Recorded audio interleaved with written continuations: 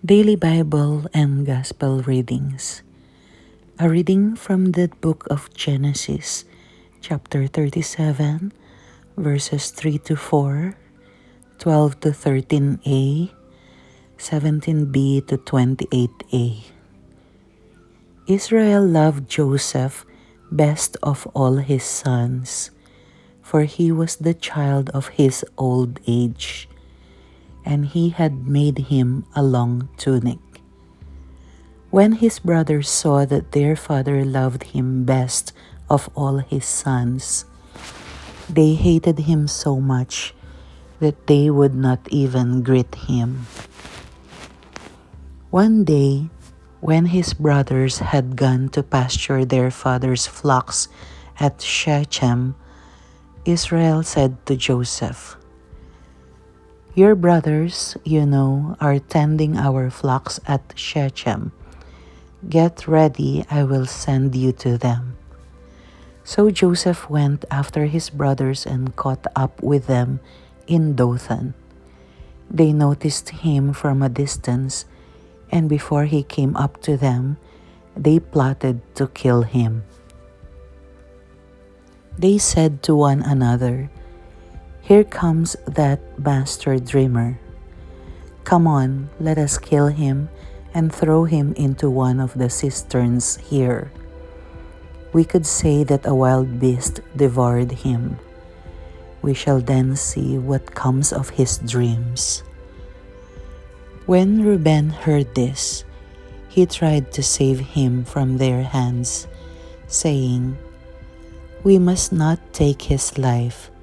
Instead of shedding blood," he continued, "just throw him into that cistern there in the desert, but do not kill him outright." His purpose was to rescue him from their hands and return him to his father.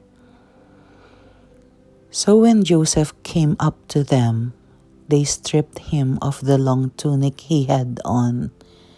Then they took him and threw him into the cistern, which was empty and dry. They then sat down to their meal. Looking up, they saw a caravan of Ishmaelites coming from Gilead. Their camels laden with gum, balm, and resin to be taken down to Egypt. Judah said to his brothers, "What is to be gained by killing our brother and concealing his blood? Rather, let us sell him to these Ishmaelites instead of doing away with him ourselves. After all, he is our brother, our own flesh." His brothers agreed. They sold Joseph to the Ishmaelites for 20 pieces of silver.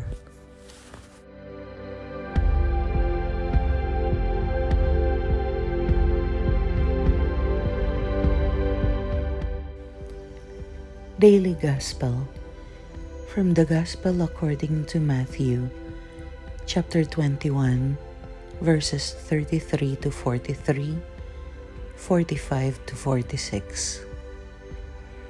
Jesus said to the chief priests and the elders of the people, "Hear another parable. There was a landowner who planted a vineyard, put a hedge around it, dug a wine press in it, and built a tower. Then he leased it to his tenants and went on a journey. When vintage time drew near, he sent his servants to the tenants to obtain his produce. But the tenants seized the servants, and one they beat, another they killed, and a third they stoned. Again he sent other servants, more numerous than the first ones, but they treated them in the same way.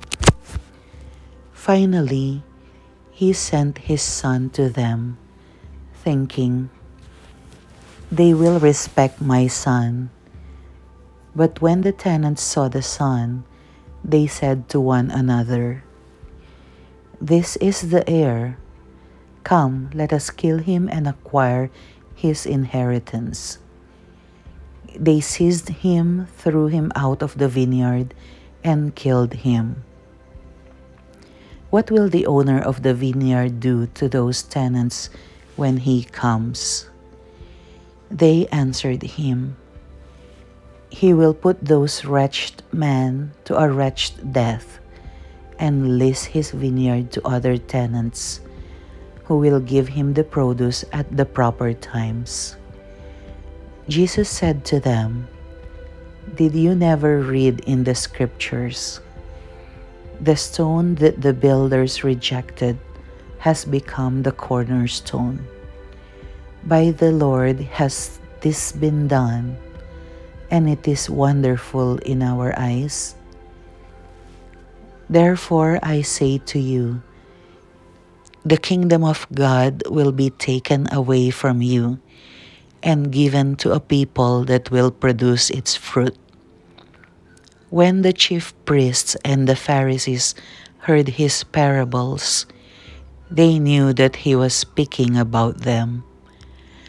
And although they were attempting to arrest him, they feared the crowds, for they regarded him as a prophet.